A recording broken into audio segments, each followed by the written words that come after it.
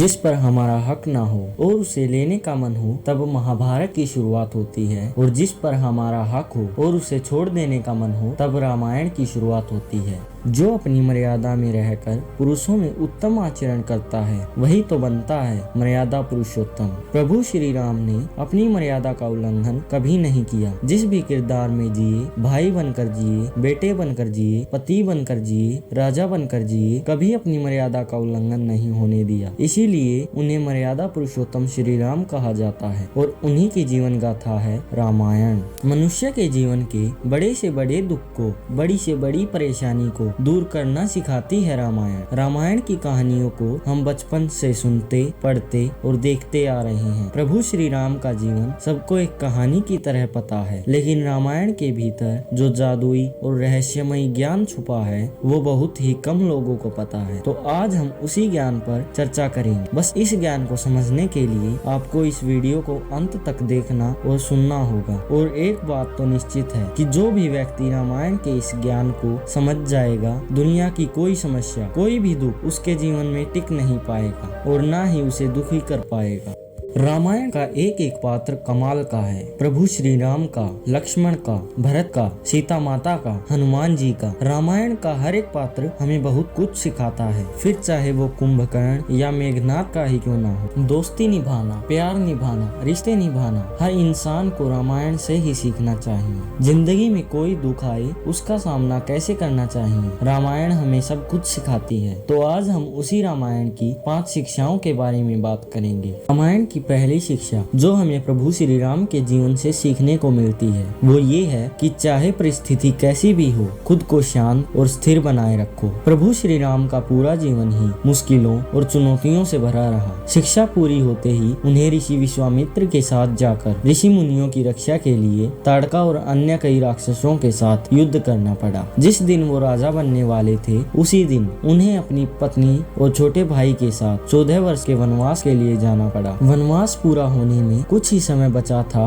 कि उनकी पत्नी सीता का हरण हो गया। फिर उन्हें बंदर भालुओं की सेना संगठित कर समुद्र पर विशाल सेतु का निर्माण करना पड़ा। फिर उन्हें रावण और उनकी विशाल सेना के साथ एक लंबा युद्ध करना पड़ा। उसके पश्चात अपनी पत्नी को आजाद करवाया। इतने लंबे संघर्ष के बाद वो अयोध्या के राजा बने ही थे कि फिर कुछ राजनीतिक कारणों की वजह से उन्हें अपनी गर्भवती पत्नी को त्यागना पड़ा और अपनी पत्नी व बच्चों का वियोग सहना पड़ा। लेकिन इन सब दुखों और परेशानियों का सामना करने के दौरान उन्होंने कभी अपना धैर्य नहीं खोया, कभी शिकायत नहीं की, किसी को दोष नहीं दिया और ना ही भला बुरा कहा। उन्होंने बुरी से बुरी परिस्थिति में भी खुद को शांत और स्थिर रखते हुए समस्त मर्यादाओं का पालन किया। राजा होते हुए भी एक तपस्वी और त्यागी का जीवन जिया। और यही कारण है कि आज हम उन्हें भगवान का दर्जा देते हैं और उन्हें मर्यादा पुरुषोत्तम कहा जाता है। इसीलिए प्रभु राम के इस गुण को अपनाने का प्रयास करते हुए परिस्थिति चाहे कैसी भी हो, हमें खुद के दिमाग को स्थिर और शांत बनाए रखने का अभ्यास करना चाहिए।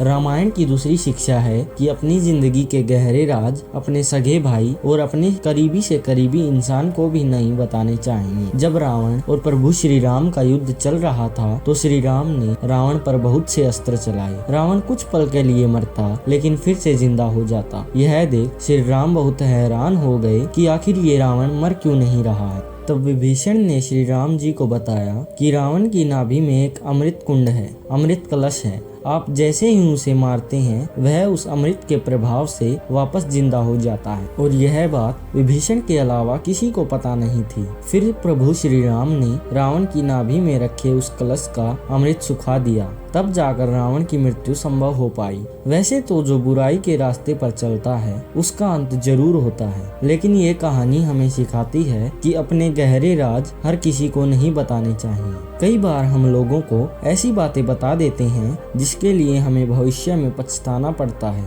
कि काश हमने इसे ये बात नहीं बताई होती तो आज हमारी ये हालत ना होती। हम अक्सर अपनी कमजोरियां, अपने राज, अपने बुरे वक्त में लोगों को बता देते हैं और फिर लोग हमारी कमजोरियों का एक दिन फायदा जरूर उठाते हैं। तो रामायण से हमें ये शिक्षा जरूर लेनी चाहिए कि चाहे कोई कितना ही खास क्यों ना हो, चाहे कोई कितना ही करीबी क्यों ना हो, किसी को भी अपने ऐसे राज नहीं बताने चाहिए जो भविष्य में हमारे लिए ही दुख का कारण बन जाए।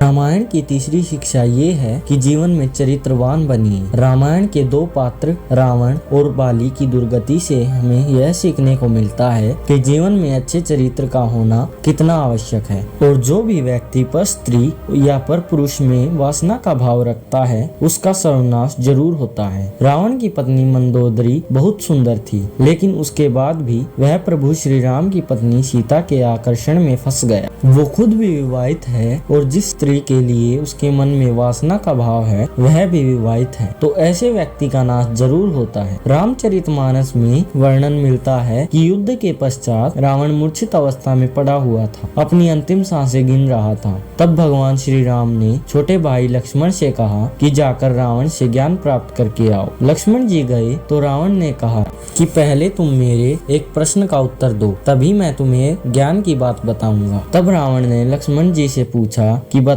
मेरे हार की सबसे बड़ी वजह क्या है। तो लक्ष्मण जी ने कहा मुझे नहीं मालूम। तब रावण ने कहा कि मेरी हार की सबसे बड़ी वजह है कि मैं चरित्रहीन हो गया था। मैंने पर स्त्री को गलत नजर से, गलत भाव से देखा था। मोह, वासना, लोभ, निंदा ऐसे अवगुणों के चक्कर में मैं आ गया था, लेकिन तुम्हारी जीत हुई और तुमने मेरी इतनी विशाल सेना को हरा दिया, क्योंकि तुम, तुम्हारे भैया, तुम्हारी सेना सब चरित्रवान है। आजकल तो लोग कहते हैं कि शादी के बाद भी पुरुषों के कई स्त्रियों से संबंध होते हैं, स्त्रियों के कई पुरुषों से संबंध होते हैं। ये कलयुग है। लोग कहते हैं कि आजकल सब चलता है, इंसान एकदम जानवर बनता जा रहा है। ना कोई मर्यादा, ना कोई सीमा, ना ही कोई सही गलत की समझ है इंसान को। बस जो मन में आता है, जो मन को अच्छा लगता है वही करना है। जो लोग अपने जीवन साथी को छोड़कर इधर उधर भटकते रहते हैं, एक दिन उनका खुद का परिवार भी बर्बाद हो जाता है, सब कुछ खत्म हो जाता है। तो रामायण से हमें ये शिक्षा जरूर लेनी चाहिए कि किसी दूसरी स्त्री या पुरुष में वासना का भाव नहीं आना चाहिए। वासना का भाव आने से जीवन में सिर्फ दुख ही मिलता है।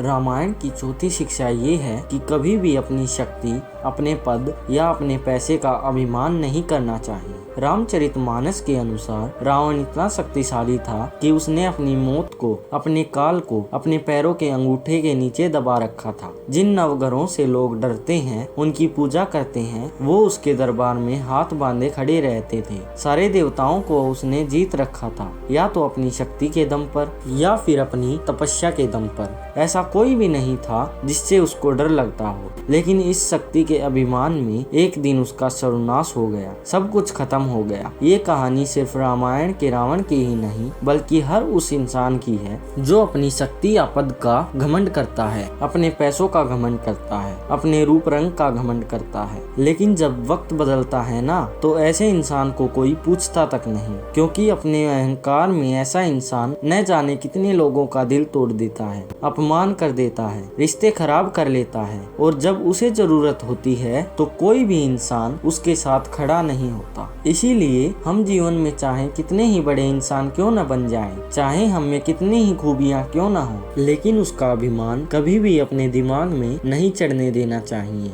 रामायण से पांचवी शिक्षा हमें ये लेनी चाहिए कि भाई कैसा होना चाहिए। हमें प्रभु श्री राम भरत से सीखना चाहिए। लोग आजकल लड़ते हैं जमीन जायदाद के लिए, व्यापार के लिए, पैसों के लिए, लेकिन राम और भरत के बीच क्या बहस छिड़ी थी कि राम भरत से कह रहे थे कि राज्य तुम संभालो, और भरत राम जी से कह रहे थे कि यह राज्य सिर्फ आपका है, इस पर सिर्फ आपका अधिकार है और मैं कभी भी इसे नहीं स्वीकारूंगा। आजकल दो भाई लड़ते हैं हक के लिए, और रामायण में दो भाई लड़ रहे हैं त्याग के लिए, समर्पण के लिए, प्रेम के लिए।